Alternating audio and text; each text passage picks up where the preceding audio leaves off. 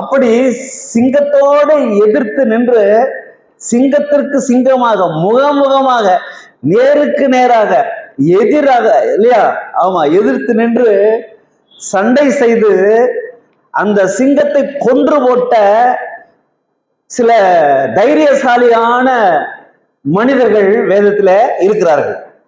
ஆமென், அல்லேலூயா. அப்போ ஆண்டவர் என்ன செய்றாரு? சிங்கம் பலசாலி தானே? ஆமென் சொல்லுங்க, அல்லேலூயா. ஆமா, அந்த சிங்கத்தை பார்த்த உடனே பொதுவாக ஜனங்கள் என்ன செய்வாங்க? அடிச்சு பிடிச்சு முதுகு காட்டி ஓடி போவார்கள். ஆனால் அப்படியே நின்று சிங்கத்துக்கு எதிர்த்து நின்று சிங்கத்துக்கு சிங்கமாக பலமாக எதிர்த்து நின்று சண்டை செய்து வெற்றி பெற்ற சில தேவ மனிதர்கள் இங்கே இருக்கிறார்கள், வேதத்தில் இருக்கிறார்கள். ஒவ்வொரு தாய் ஆண்டவர் சித்தமான ஒவ்வொரு வாரத்தில் ஒவ்வொரு கேரக்டரை நம்ம பார்க்கலாம். சரிங்களா? அல்லேலூயா. இன்னைக்கு வாசிக்கலாம் நியாயாதிபதிகளின் புஸ்தகத்திலே 14ஆம் அதிகாரம். நியாயாதிபதிகள் 14ஆம் அதிகாரம் 5 அப்படியே படிங்க. 4வது வசனத்திலிருந்து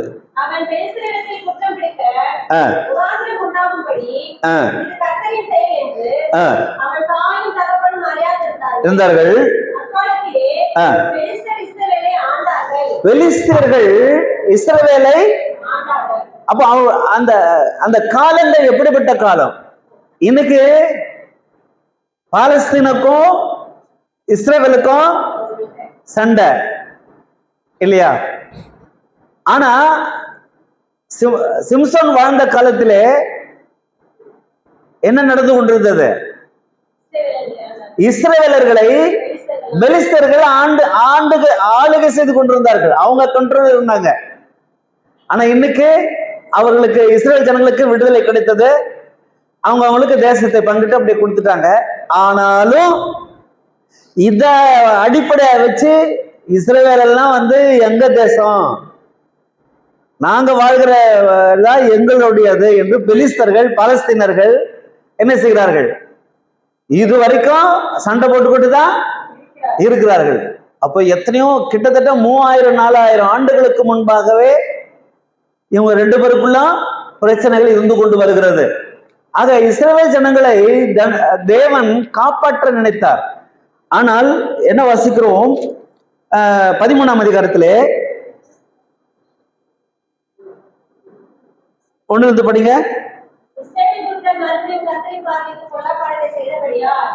நல்ல கவனிங்க. கர்த்தருடைய பார்வையிலே இஸ்ரவேல் ஜனங்கள் பொல்லாப்பானவைகளை செய்தபடியால் 40 ஆண்டுகள் அளவும் பெலிஸ்தர்கள் கையிலே ஒப்பு கொடுத்தார். அப்போ பெலிஸ்தர்கள் கையிலே ஒப்பு கொடுப்பதற்கு முன்னால இஸ்ரவேல் ஜனங்கள் என்ன செஞ்சாங்க? அவங்க தான் ஆளுகை செஞ்சுட்டு இருந்தாங்க. அவங்க தான் கிங்கா இருந்தாங்க. அவங்க தான் ராஜரீகமா இருந்தாங்க. அவங்க தான் எல்லாத்தையும் ஆளுகை செய்து கொண்டிருந்தார்கள் இஸ்ரவேல் ஜனங்கள். ஆனால் நடந்தது என்ன? தங்களுக்கு கிடைத்த சுதந்திரத்தை, தங்களுக்கு கிடைத்த விடுதலையை அவர்கள் இருமாப்பாய் ஆளுகை செய்து தேவனுடைய பார்வையிலே பொல்லாப்பானதை செய்து வந்தார்கள். அதனால ஆண்டவர் என்ன செஞ்சாரு? 40 வருஷம் அவங்களுடைய ஆட்சியை பிடுங்கி விட்டு தள்ளி விட்டு பெலிஸ்தர்கள் கையில, ஆமா, சோ ஒரு உலகத்தாருடைய கையில, விருத்த சேதனம் இல்லாதவர்களுடைய கையில, பொல்லாதவர்களின் கையில இந்த பெலிஸ்தர்கள் அவ்வளவு முரட்டாட்டமானவர்கள், மிருக குணமானவர்கள். பாருங்க, இவ்வளவு சண்டாச்சு, எத்தனை உயிர் போச்சு, எத்தனை அப்படியே பில்டிங் எல்லாம் இடைஞ்சு தவிடு பொடி ஆகி அப்படியே இதாச்சு. ஆனாலும் ஓயிறாங்களா? புதுசா எழும்பி என்ன செய்றாங்க? தேசத்திலே வரைபடத்திலே இஸ்ரவேலை ஆமா, வரைபடத்திலேயே அந்த நாடு இருக்கக்கூடாது. அவ்வளவு வைராக்கியம், அவ்வளவு ஒரு ஒரு மிருக குணம். அதனாலதான் ஆண்டவர் செஞ்சாரு, பெலிஸ்தர்கள் கையில இஸ்ரவேலை ஒப்பு கொடுத்தாரு. ஏன்னா இஸ்ரவேல் ஜனங்க தேவ ஜனம், கர்த்தருக்கு பயப்படுற ஜனம். நல்லாதான் இருந்தாங்க. ஆனா கர்த்தருடைய பார்வையில அவங்க எப்படி இருந்தாங்க? பொல்லாப்பானதை செஞ்சதுனால ஒரு பனிஷ்மெண்ட் கொடுத்து அந்த தேசத்தை திரும்ப வச்சார். இப்ப 40 வருஷம் முடிகிற டைம். இப்ப மறுபடியும் ஜனங்க என்ன செஞ்சாங்க? ஆண்டவரை தேட ஆரம்பிச்சாங்க. மறுபடியும் ஆண்டவரே மன்னிச்சுக்க, 40 வருஷம் போதும் ஆண்டவரே, இந்த அடிமையிலிருந்து எங்களுக்கு விடுதலை கொடுங்க ஆண்டவரே. எவனோ வந்து ஆளுகை செய்யறான், எவனோ வந்து சாப்பிட்டு போறான், எங்க நிலத்துல விழுறது எல்லாத்தையும் அவன் பிடிங்கிடுறான், உழைப்புக்கு ஏற்ற சமாதானம் எங்களுக்கு கிடைக்கல. அதனால நாங்க என்ன செய்யுது? ஆண்டவரை தேடி ஆரம்பிச்சாங்க. அதனால ஆண்டவர் கொஞ்சம் அப்படி மனசை இறங்கி வந்தாரு.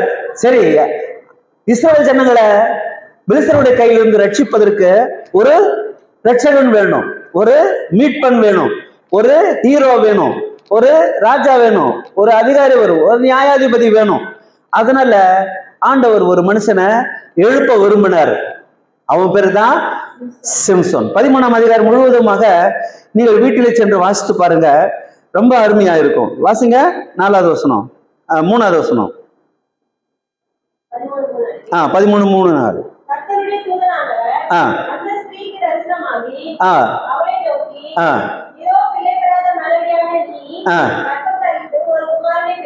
பெறுவாய்.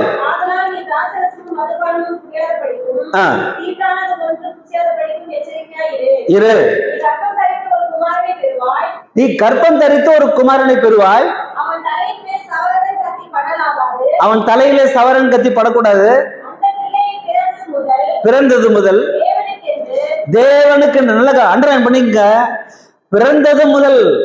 அப்போ விசுவாசிகளாகிய உங்களை என்னையும் கர்த்தர் எதற்காக தெரிந்து கொள்கிறார்? அவருடைய கருத்திலே பயன்படுத்தப்படுகிற கருவிகளாக இருக்க வேண்டும் என்று தெரிந்து கொள்கிறார். அல்லேலூயா.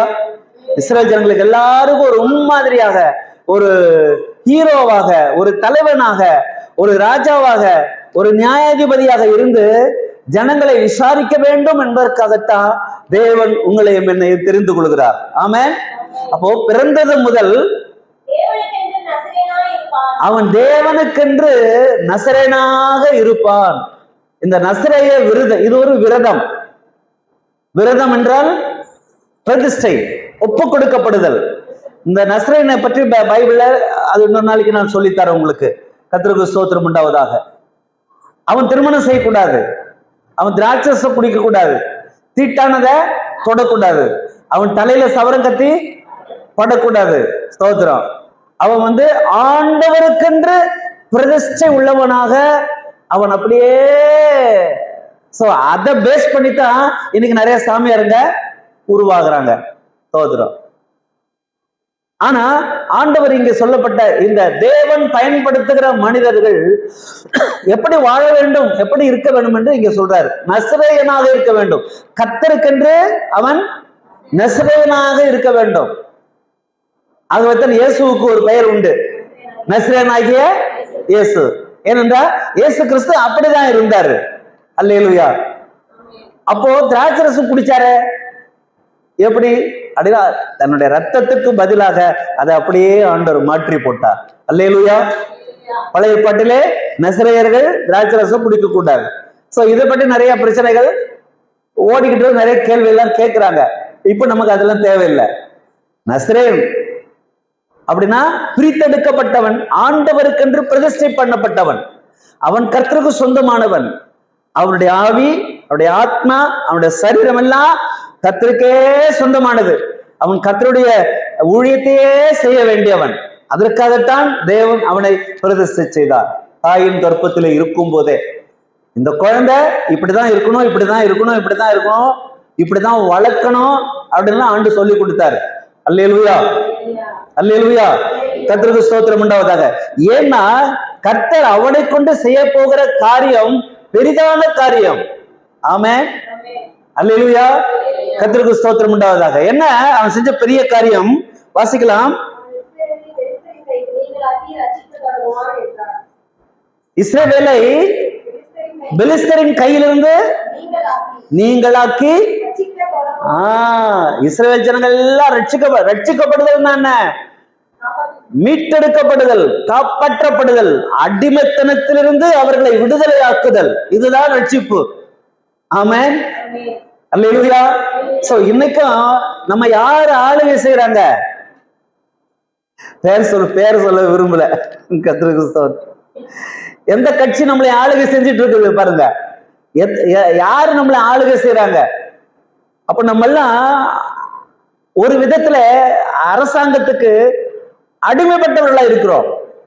இந்த அடிமைத்தனத்திலிருந்து உங்களை என்னையும் யாராவது ஒருவர் வந்து நம்மை மீட்க மாட்டார்களா, விடுவிக்க மாட்டார்களா, நம்மை காப்பாற்ற மாட்டார்களா?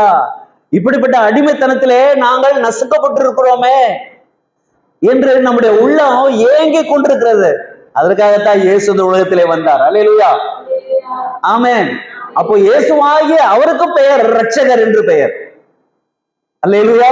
அவர் உலக இரட்சகர், உலகத்தை ரட்சிக்க வந்த இரட்சகர் ஆண்டவராய் இயேசுவானவர். ஆமென். ஆகவே இந்த உலகத்திலிருந்து, இந்த பிசாசின் பிடியிலிருந்து, இந்த அடிமைத்தனத்திலிருந்து நம்மை விடுதலையாக்கி இயேசுவே நம்மை ஆளுகை செய்து கொண்டிருக்கிறார் என்ற விசுவாசம் நம்ம ஒவ்வொருவருக்கும் வேணும். ஆமென். அல்லேலூயா. கர்த்தருக்கு ஸ்தோத்திரம் உண்டாவதாக. விசுவாசிக்கிறீர்களா? அல்லேலூயா. வாசிங்க. சரி, அதுக்கு பிறப்பாங்க. நான் 14ஆம் அதிகாரத்துல அப்படியே வாசிங்க, 5ல இருந்து பாருங்க. 4வது வசனம் படி.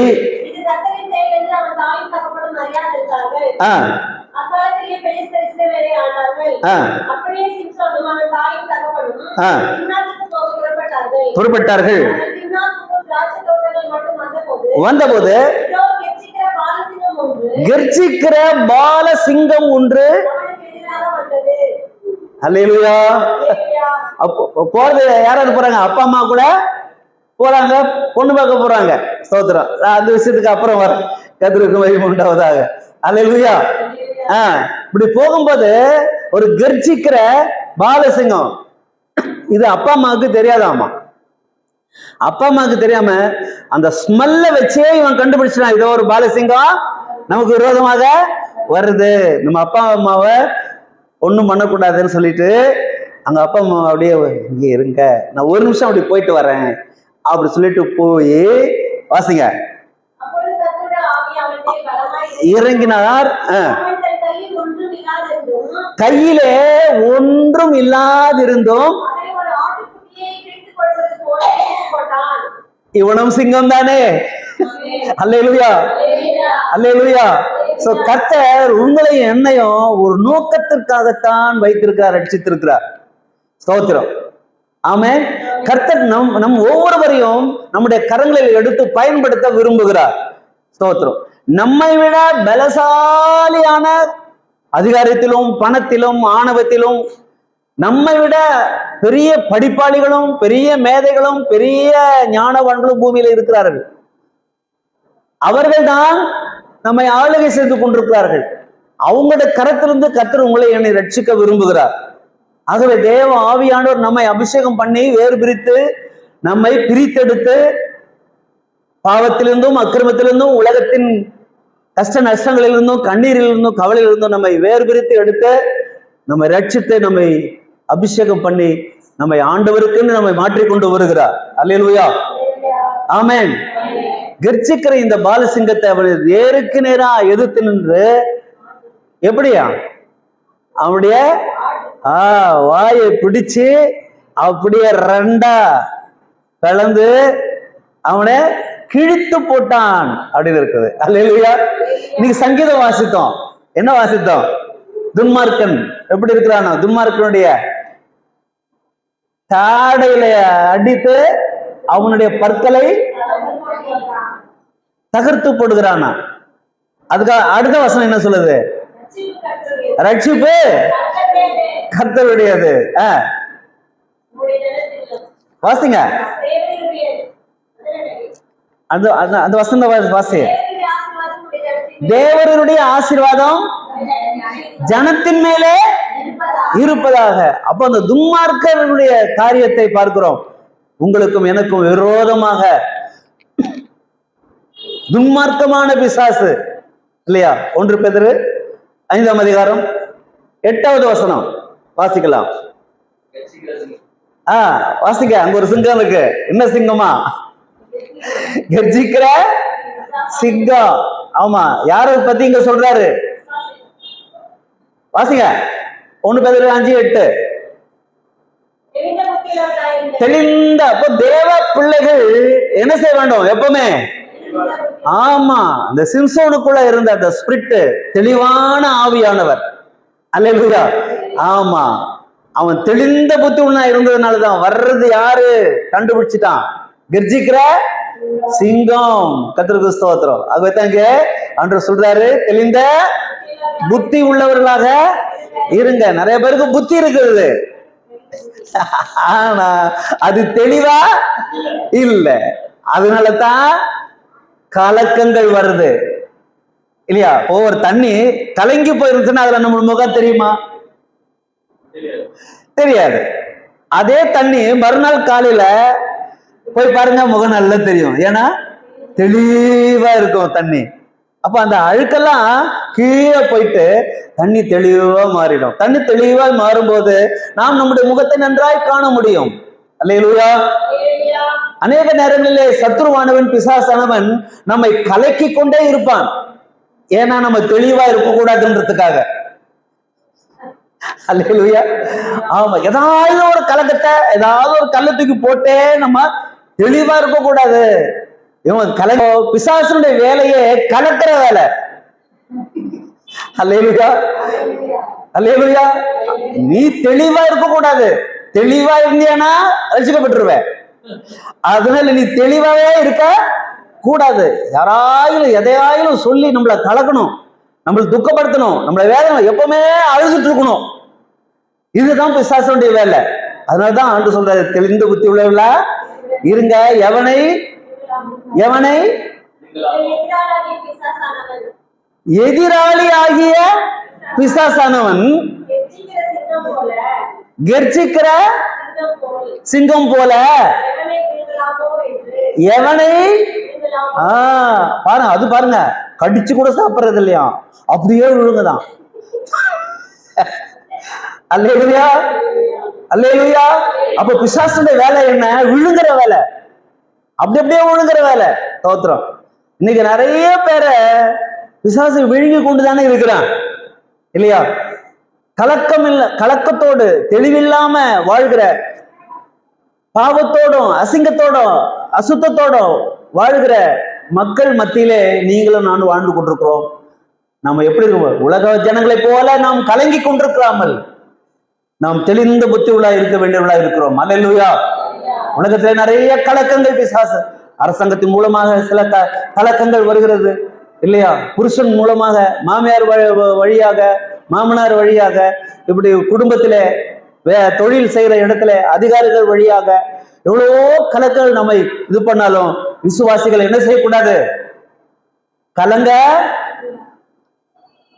சத்தமா சொல்லுங்க, கலங்க. ஆகவேதான் இயேசு சொன்னார், உங்கள் இருதயம் கலங்காமல் இருப்பதாக. எங்க இருக்கு அந்த வசனம்? யோவான் சண்டே கிளாஸ் வசனங்க இதெல்லாம். 14ஆம் அதிகாரம் 1வது வசனம். உங்கள் இருதயம் கலங்காமல், ஆமா, தேவனிடத்தில் என்னிடத்தில். அப்போ விசுவாசிகளுடைய இருதயம் கலங்கக்கூடாதுன்னு கர்த்தர் விரும்புறாரு. ஏன்னா கலங்கினா விசுவாசம் போயிடும், விசுவாசம் வந்துச்சுன்னா கலக்கம் போயிடும். விசுவாசம் வந்துச்சுன்னா கலக்கம் போயிடும், கலக்கம் வந்துச்சுன்னா விசுவாசம் போயிடும். ஸ்தோத்திரம். அல்லேலூயா. இந்த ரெண்டுத்துல உங்களுக்கு எது வேணும் சொல்லுங்க? விசுவாசம் வேணும். சொல்லுங்க சத்தமா, ஒண்ணும் பயல. விசுவாசத்தோட சொல்லுங்க. அல்லேலூயா. அப்ப யாரிடத்துல விசுவாசம்? முதல்ல தேவனிடத்தில் விசுவாசம், அப்புறம் இயேசு கிறிஸ்துவிடத்துல விசுவாசம். அல்லேலூயா. அப்ப தேவனிடத்துல விசுவாசம், இயேசு கிறிஸ்துவிடத்துல விசுவாசம். அப்ப தேவனை ஒருவனும் ஒரு காலம் கண்டதில்லை, கண்டவனை ஒன்னும் உயிரோடு இருந்ததும் இல்லை இல்லையா? தெய்வம் ஒருவர் இருக்கிறார், தம்மை தேடவர்களுக்கு அவர் பலன் அளிக்கிறார் என்று விசுவாசிக்க வேண்டும். அப்போ தெய்வம் ஒன்று உண்டு, ஒரே தெய்வம், பல தெய்வம் கிடையாது, ஒரே தெய்வம். நம்ம எல்லாருக்கும் ஒரே தெய்வம். அல்லேலூயா. உலகத்தில் எவ்வளவோ நாடுகள் இருக்குது, எல்லா நாட்டுக்கும் ஒரே தெய்வம், ஒரே சூரியன் தான். எல்லா நாட்டுக்கும் சொல்லுங்க, எல்லா நாட்டுக்கும் ஒரே சூரியன் தான் இல்லையா? அப்ப எல்லாருக்கும் ஒரே தெய்வம் தானே. அல்லேலூயா. இப்ப சந்திர மண்டலம் இருக்குது, எல்லா நாட்டுக்கும் ஒரே சந்திரன் நிலவு இல்லையா? அது போல எல்லா நாட்டுக்கும் ஒரே தெய்வம். அப்ப எல்லாருக்கும் ஒரே தெய்வம். ஒவ்வொரு நாட்டுக்கும் ஒவ்வொரு கொடி இருக்கலாம், தப்பு இல்லை. ஆனா ஒவ்வொரு நாட்டுக்கும் ஒவ்வொரு தெய்வம் இருக்கக்கூடாது, ஒரே தெய்வம் தான். ஆமென். அந்த ஒரே தெய்வம் என்ன செய்யும்? உங்க வீட்டு கணத்திலையும் தெரியும், எங்க வீட்டு கணத்திலையும் தெரியும் இல்லையா? நம்ம எல்லாருக்கும் ஒரே தெய்வம். ஆமென், ஆமென். அப்ப அவர் அனுப்பின இயேசு கிறிஸ்துவை நாம் விசுவாசிக்க வேணும். அதுதான் வேதம் சொல்லுது. வாசிக்கலாம், எல்லாருக்கும் தெரிந்த வசனம். யோவான் 17:3 யோவான் 17 என்னதுங்க? எத்தனை தெய்வம்? ஒன்றான தெய்வம். ஒன்றான என்ன தெய்வம் சொல்லுங்க. அந்த தெய்வத்துக்கு என்ன இனிஷியல்? மெய் தெய்வம். அல்லேலூயா. ஆமா. சோ மெய்யான தெய்வம், தெய்வம். நம்ம ஆண்டவருக்கு என்ன பேரு பாத்தீங்களா? அல்லேலூயா. மெய்யான தெய்வம், பொய்யான தெய்வம் இல்ல, மெய்யான தெய்வம். அல்லேலூயா. ஆமென். நம்ம ஆராதிக்கிற தெய்வம் பொய்யான தெய்வம் அல்ல, மெய்யான தெய்வம். வசனம் சொல்லுது, வேத வார்த்தை சொல்லுது, நம்ம அதை விசுவாசிக்க வேணும். ஆமென். மெய்யான தெய்வம் ஆகிய உண்மையும் நீர் இந்த உலகத்திற்கு உங்களை என்னைய ரட்சிக்க, மீட்டெடுக்க, விடுதலையாக்க இந்த உலகத்துக்கு தேவனால் அனுபவப்பட்ட ரட்சகர் ஆண்டவராய் இயேசு கிறிஸ்து. இந்த இயேசு கிறிஸ்துவை அறிவதே அறிவதே அறிவதே. அல்லேலூயா. அந்த இயேசுதான் சொல்றாரு, உங்கள் இருதயம் கலங்காதீங்க. ஆமென். தேவனிடத்திலே விசுவாசமாக இருங்கள், என்னிடத்திலேயும் விசுவாசமாக. அப்ப இந்த விசுவாசமே உலகத்தை ஜெயிக்கிற ஜெயம். அல்லேலூயா. உலகத்தை மாத்திரமல்ல, கலக்கத்தையும் ஜெயிக்கிற ஜெயம், மனவேதனைகளையும் ஜெயிக்கிற ஜெயம், மனக்குழப்பங்களையும் ஜெயிக்கிற ஜெயம். இந்த விசுவாசமே உலகத்தை ஜெயிக்கிற ஜெயம். அல்லேலூயா. ஆமென். அல்லேலூயா. ஆக நமக்கு விரோதி ஒருத்தன் இருக்கான், அவன் பிசாசானவன். வேதம் சொல்லுது, அவன் சிங்கம். என்ன சிங்கம்? விழுங்குற சிங்கம். கர்த்தருக்கு ஸ்தோத்திரம். கர்ஜிக்கிற சிங்கம், எதிராளி ஆகிய சிங்கம், பிசாசாகிய சிங்கம். இதை மரணம் என்று கூட எடுத்துக்கொள்ளலாம். சரியா? ஏனென்றால் மரணத்தை ஜெயித்தவர் இயேசு கிறிஸ்து. அல்லேலூயா. ஆமென். உங்களுக்கும் எனக்கும் இந்த மரணத்தின் மேலே ஜெயம் கொடுப்பார். ஜெயம் கொண்டவர் ஜெயம் கொடுப்பார். அல்லேலூயா. ஆகவே தன் விசுவாசிகள் மரணத்திற்கு பயப்படுவதில்லை. ஏனென்றால் நான் மரித்தாலும் உயிரோடு எழுவேன் என்ற விசுவாசத்தோட மரிக்கிறவர்கள். ஆமென். அல்லேலூயா. ஆமா. ஆகவே கர்த்தர் நமக்கு அப்படிப்பட்ட தைரியத்தை தேவன் நமக்கு தந்திருக்கிறார். ஆமென். ஏனென்றால் எபிரேயர் 2 14 வசனத்திலிருந்து படிக்கும் போது இப்படி வாசிக்கலாம். எபிரேயர் 2 ஆதலால் தான் படைத்த பிள்ளைகள், மதம் இல்ல, ஜாதி இல்ல, வித்தியாசம் இல்ல, படித்தவன் இல்ல, பணக்காரன் இல்ல, ஏழை இல்ல, பரதேசி இல்ல, மரணம் எல்லாரையும் வாரிக்கொண்டு போகிறது. இதனுடைய ரகசியத்தை மனுஷன் கண்டுபிடிக்கல இன்னும்.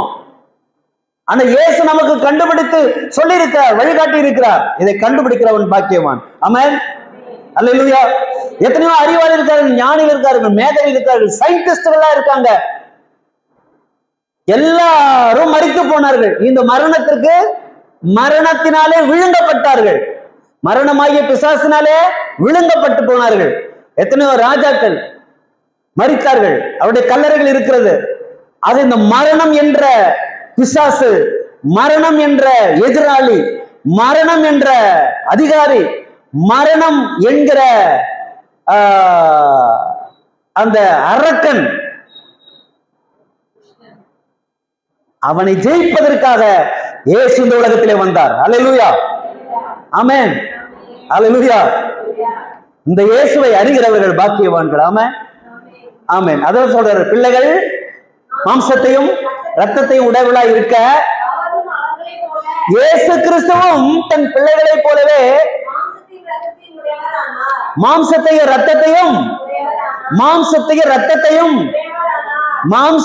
இரத்தத்தையும் யாரு?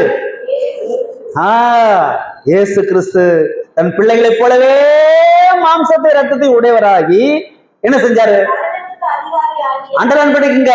பிசாசு, எதிராளி, நமக்கு விரோதமான கர்ஜிக்கிற சிங்கம் இந்த மரணம். ஆக மரணத்திற்கு அதிகாரியாகிய பிசாசானவனை எல்லாரும் இதை நல்லா புரிஞ்சுக்கணும், கேட்டுக்கணும்.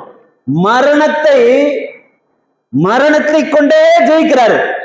அல்லேலூயா, ஆமென். அப்போ அந்த மரணமே ஒரு சிங்கம். அதனாலதான் வாசித்தோம், போன வாரத்தில் சிந்திச்சோம், வெளிப்படுத்தின விசேஷத்துல 5:10 அதாவது யூதா கோத்திரத்து சிங்கம் ஒருத்தர் இருக்காரு. அவர் நம்மள எல்லாரையும் இந்த பொல்லாத பிசாசாகிய சிங்கத்தின், மரணமாகிய சிங்கத்தின் கையிலிருந்து நம்மளை விடுவிப்பாரு. அல்லேலூயா, அல்லேலூயா. அப்ப யூதா கோத்திரத்து ராஜ சிங்கம் இயேசு கிறிஸ்து. ஆமென். கர்ஜிக்கிற சிங்கம் பிசாசு, மரணமாகிய கர்ஜிக்கிற சிங்கம். தோத்திரம். ஆக ஒருவேளை மரண பயத்துல நீங்க இருந்தாலும் கலங்காதீங்க, பயப்படாதீங்க. இயேசு இருக்கிறார், மரணத்திலிருந்து நம்மை காக்க வல்லவராய் இருக்கிறார். மரித்தாலும் கவலைப்படாதீர்கள், அவர் உயிரோடு நம்ம எழுப்புவார். ஆமென்.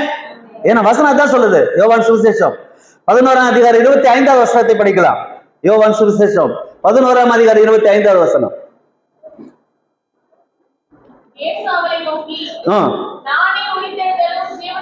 நானே இயேசு அவளை நோக்கி சொன்ன வார்த்தை, மரியாள் என்ற அவளை நோக்கி சொன்ன வார்த்தை, இன்றைக்கு விசுவாசிகளாகிய உங்களையும் என்னையும் நோக்கி கத்த சொல்லுகிற வார்த்தை என்ன? நானே, மகனே, மகளே, என்னை விசுவாசிக்கிறவர்களே கேளுங்க, நானே உயிர்த்தெழுதலும் ஜீவனுமாயிருக்கிறேன். என்னை யார் யார் எல்லாம் விசுவாசிக்கிறார்களோ, என்னை யார் யார் எல்லாம் விசுவாசிக்கிறார்களோ அவர்கள் மரிப்பார்கள், ஆனாலும் பிழைப்பார்கள். உயிரோடு இருந்து என்னை விசுவாசிக்கிறவன் எவனோ என்றென்றைக்கும் மரிக்காமல் இருப்பான். என்றென்றைக்கும் மரிக்காமல் இருக்கக்கூடிய நித்திய வாழ்க்கையை கர்த்தர் உங்களுக்கு எனக்கும் வாக்குத்தத்தம் பண்ணி இருக்கிறார். ஆமென். விசுவாசிக்கிறீர்களா? ஹல்லேலூயா, ஹல்லேலூயா. ஆக இந்த எதிராளியாகிய பிசாசான கர்ஜிக்கிற சிங்கத்தை நாம் எதிர்த்து நிற்பதற்கு யூத கோத்திரத்து ராஜ சிங்கம் நமக்கு பலன் தருகிற தேவனாய் இருக்கிறார். ஆமென். ஆகவே அந்த சிம்சோனை குறித்து வாசிக்கலாம். ஆட்டுக்குட்டியை போல ஆட்டுக்குட்டியை கிழித்துப்படுவது போல கிழித்து போட்டான். தாய் தகவலுக்கு சொல்லிருக்கணும்ல ஒரு பிள்ளை. அல்லேலூயா, கர்த்தருக்கு ஸ்தோத்திரம். ஆனா இவன் சொல்லல. ஏன்னா அந்த அளவுக்கு அவனை வளர்த்துக்கிறாங்க. சிம்சோனை அந்த அளவுக்கு ஒரே பிள்ளை, ஸ்தோத்திரம், ஆம்பளை பிள்ளை, சிங்கக்குட்டி, ஸ்தோத்திரம். அல்லேலூயா, அல்லேலூயா. செல்லமா செல்லம் கொடுத்து கொஞ்சி அத அப்படியே உயிருக்கு உயிரா பாதுகாத்து அந்த ஒத்த பிள்ளை, ஆம்பளை பிள்ளை, சிங்க குட்டி, சிங்க பிள்ளை இல்லையா, அப்படியே வளர்த்து அவன் ஆம்பளை சிங்கமா அப்படியே கம்பரமா நின்னான். என்ன பிரயோஜனம்? அவங்க கொடுத்த செல்லமே அவனை கெடுத்து போச்சு. ஸ்தோத்திரம். வாசிங்க 1வது வசனம்.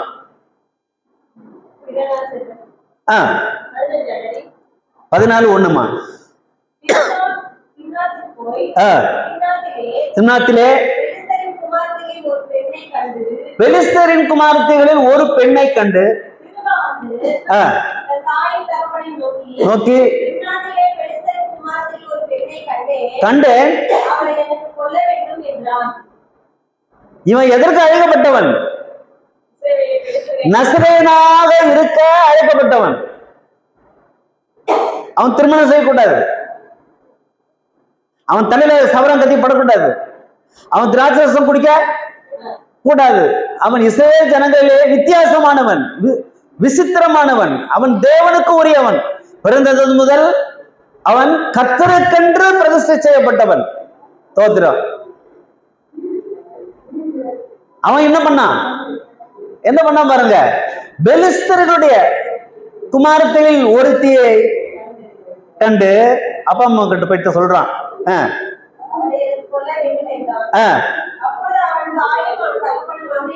நோக்கி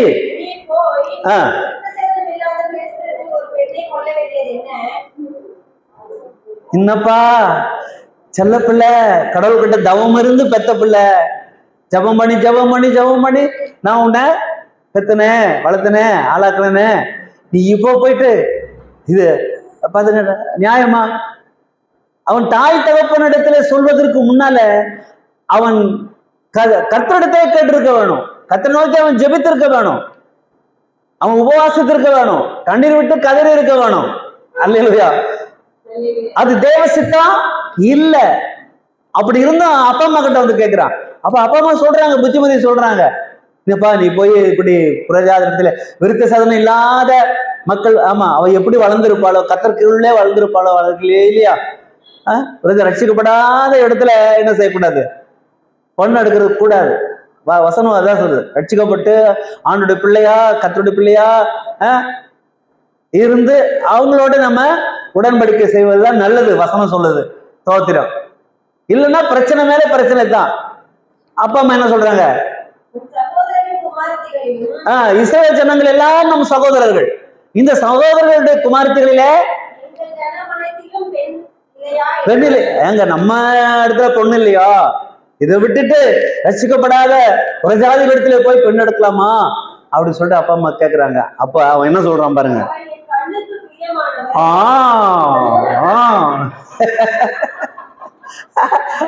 அவ ஆமா ஆமா ஆமா ஆமாப்பா என்ன அழகு இல்லையா? ஆமா, உச்சிலிருந்து உள்ளங்கால் வரைக்கும் அப்படியே அந்த அழகுல அவன் அப்படியே மயங்கிட்டான். வாலிப பையன்.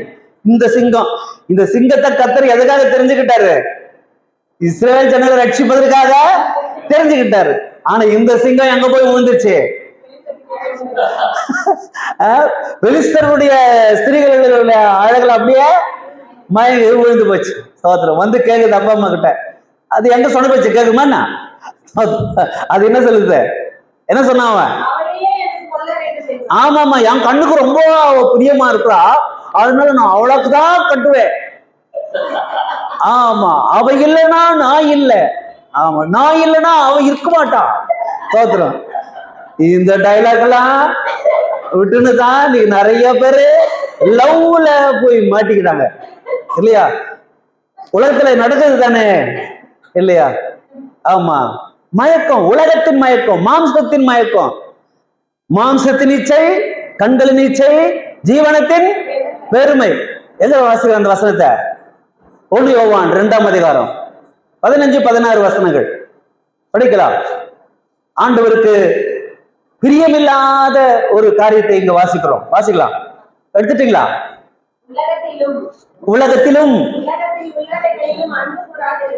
அப்போ இஸ்ரவேல் ஜனங்கள் தம்முடைய ஜனத்திற்கு ஆண்டவர் கொடுத்த வார்த்தை, உலகத்திலும் உலகத்தில் உள்ளவைகளிலும் அன்பு செலுத்தாதீங்க.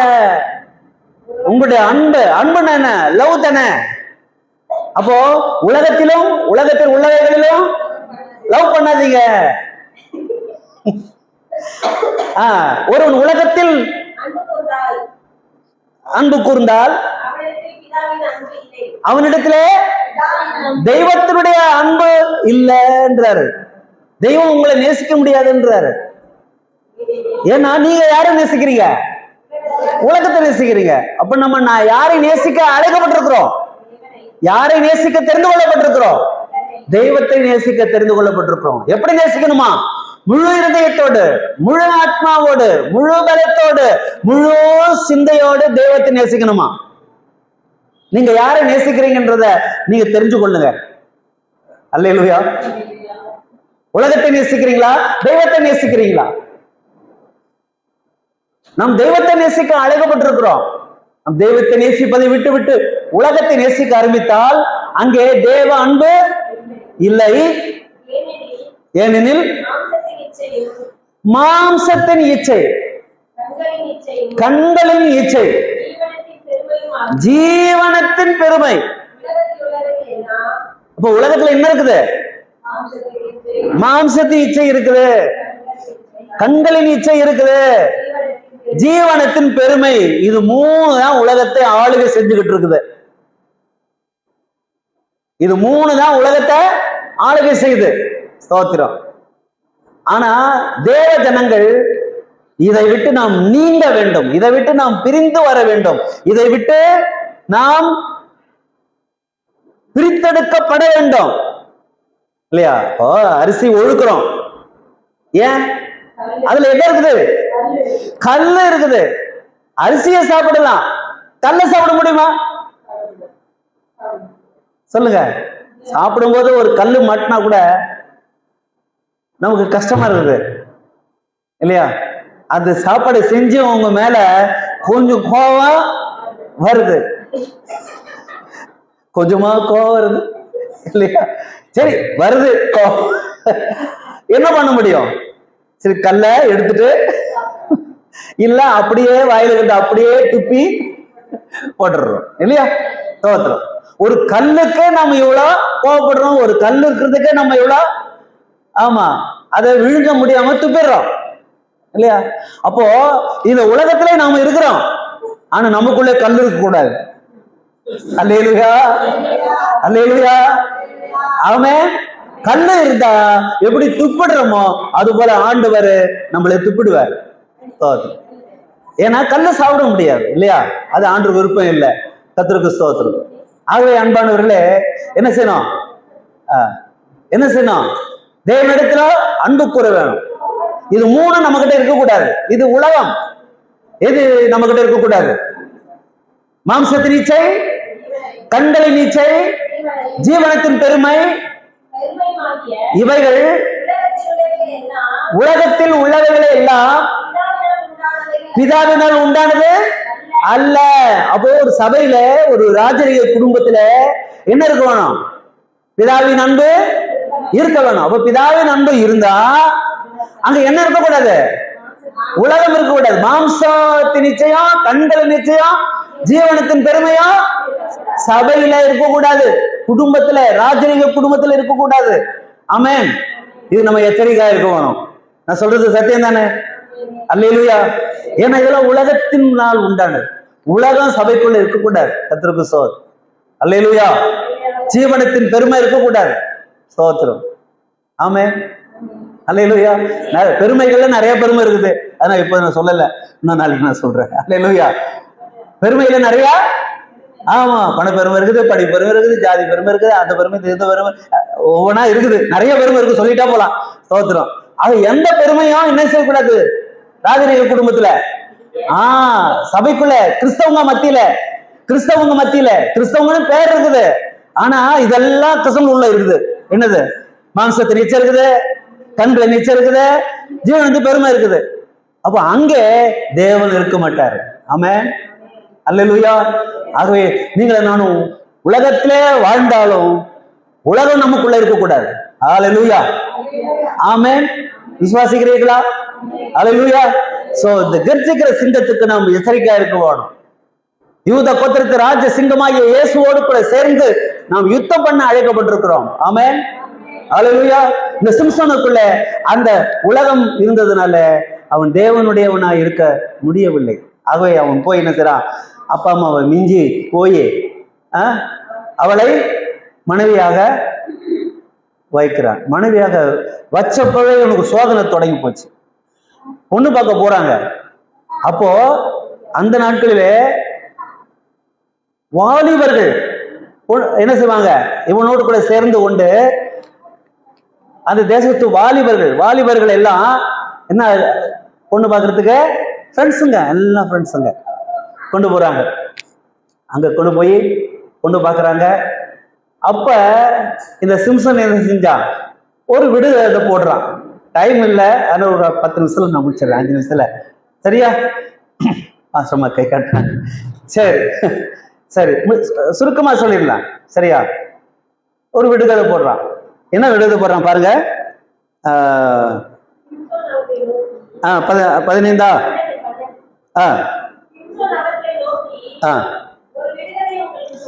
சொல்லுகிறேன்.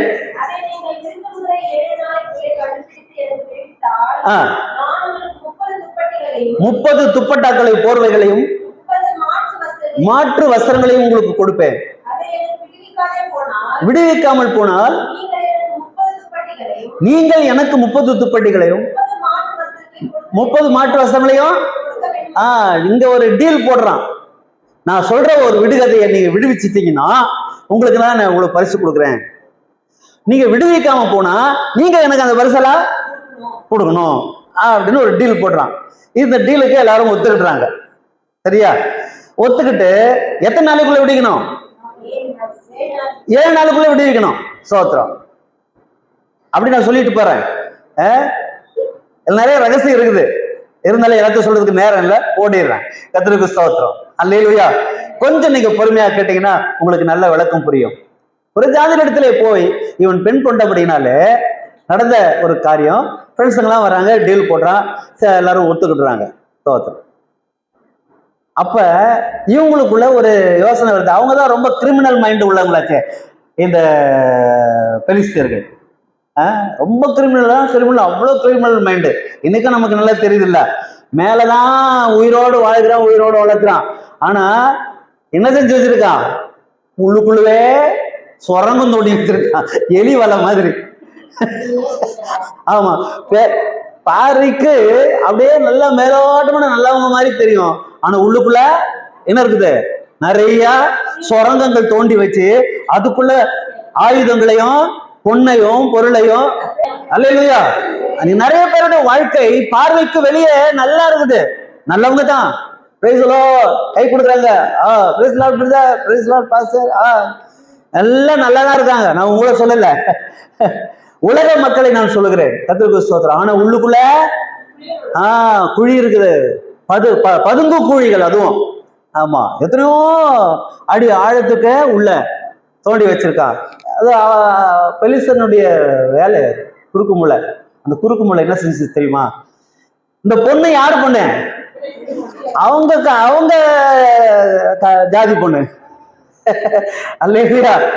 அவங்க சிம்சோன் இல்லாத நேரத்துல வந்து மிரட்டுறானுங்க, கத்திய வச்சு.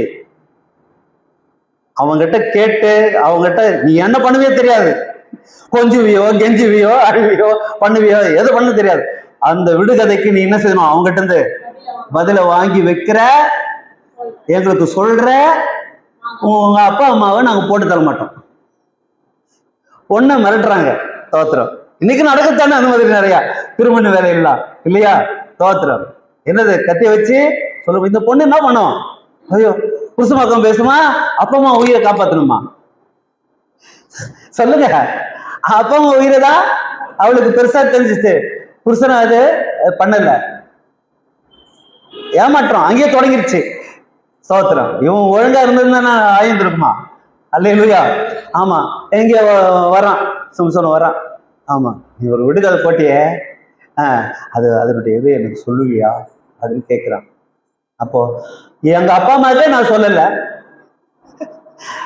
நீ நேத்து வந்தவ, உனக்கு நான் எப்படி சொல்லுவேன் அப்படின்னு சொல்றான். டெய்லி அழ ஆரம்பிச்சிட்டான். நீ உனக்கு அன்பே இல்லையா மேல, உனக்கு பாசமே இல்லையா மேல, உனக்கு எங்க அப்பா அம்மா உயிர் தான் எனக்கு முக்கியம், நீ சொல்லு, எங்க சொல்லு சொல்லு. எனக்கு மட்டும் சொல்லு, நான் யாருக்கும் சொல்ல மாட்டேன். மூளை பாருங்க எப்படி. அதனாலதான் பைபிள் சொல்லுது கொண்டாட்டி கூட நம்பாத அப்படின்னு. பைபிள் சொல்லுது, நான் உங்களை சொல்லல. கர்த்தருக்கு ஸ்தோத்திரம் உண்டாவதாக. அல்லேலூயா, அல்லேலூயா. ஆமா பாருங்க, தொல்லை தாங்க முடியல. ஒரு நாள் ஆச்சு, 2 நாள் ஆச்சு, 3 நாள் ஆச்சு, 4வது நாள் ஆச்சு, 5வது நாள் ஆச்சு, சொல்லவே இல்லை அவன். 7வது நாள் அந்த அந்த டைம் நெருங்கி போச்சு. தொல்லை தாங்க முடியல, அப்படியே பிச்சு பிச்சு புடுங்க எடுக்கிறா. ஸ்தோத்திரம். தொல்லை தாங்க முடியாம சொல்லிட்டான். ஸ்தோத்திரம். அல்லேலூயா. என்ன சொல்ற பாருங்க அந்த விடுகதை. என்ன விடுகதை பாருங்க, 13வது வசனம்.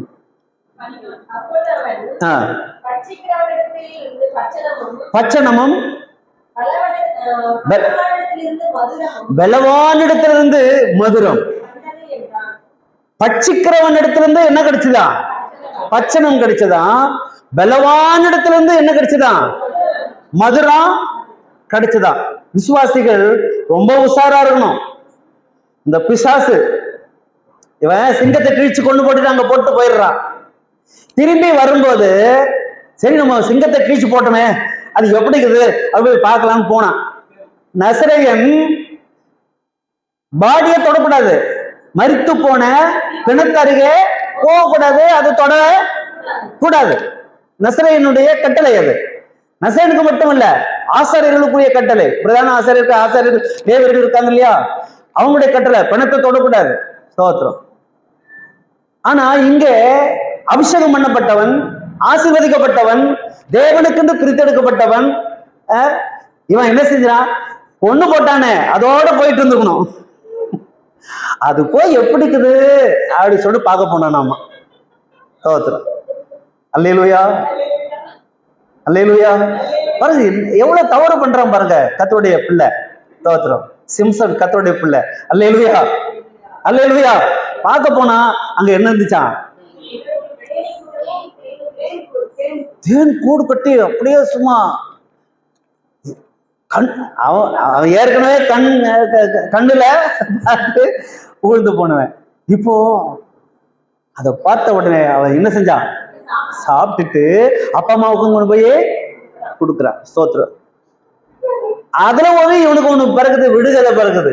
என்ன கதை? என்ன பிறகுது? கதை பிறகுது. என்ன கதை? என்ன கதை? இன்னைக்கு உலகமே எனக்கு விடுகதையா தான் போயிருக்கு. ஸ்தோத்திரம். இருக்குதா இல்லையா? சொல்லுங்க.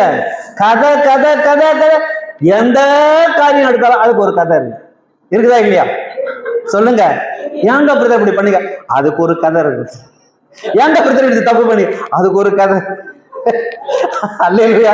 இன்னைக்கு மக்களுடைய நம்பிக்கை, மக்களுடைய விசுவாசம் இன்னைக்கு கவர்ச்சிகரமா இருக்கிறதை நாம் பார்க்கிறோம்.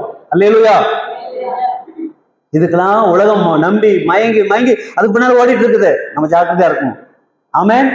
அதான் சொல்ற, பட்சிக்கிற இடத்துல இருந்து பட்சணம் பிறக்கும், பலவான இடத்துல இருந்து மதுரம் வரும். உலகமே இன்னைக்கு இந்த பிசாசு இப்படிப்பட்ட காரியத்தை காட்டி காட்டி ஜனங்களை மயக்கிட்டு இருக்கான். ஆனா நீங்களும் நானும் மயங்க கூடாது. அல்லேலூயா, அல்லேலூயா.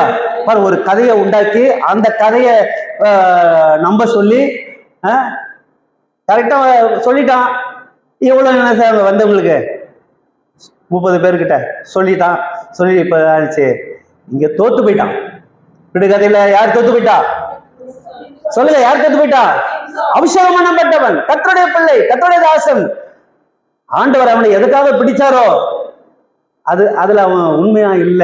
சோத்து அவனுடைய நிலைமை பின்னால என்னாச்சு? 2 கண்ணையும், கண்ணு தானே பிரச்சனை ஆச்சு. அவ என் கண்ணுக்கு ஆமா, அதனாலதான் கண்ணு நோண்டான். நோண்டாங்களா இல்லையா? கர்த்தருக்கு ஸ்தோத்திரம். அல்லேலூயா. ஆமா, பில்டிங் எல்லாம் அவன் மேல இடிஞ்சு அவனோடு சேர்ந்து கிட்டத்தட்ட 3000 பேருக்கு மேலாக செத்து போயிட்டாங்க. அது அவனுடைய சரித்திரம், எழுதப்பட்ட சரித்திரம். இதை ஏன் தேவன் நமக்கு எழுதி வச்சிருக்காருன்னா, இதை வாசிச்சு நம்ம தெளிவடையணும், இதை வாசிச்சு நம்ம புத்தி அடையணும். ஆமென். அல்லேலூயா. ஆமென். பட்சிக்கிறவன் பிசாசு. பலவானும் பிசாசு தான் உலகத்தை வஞ்சித்து நாசமாக்கி கொண்டிருக்கிறான். ஆக அவங்கிட்ட இருந்து பட்சணமும் பிறக்கும், மதுரமும் பிறக்கும்.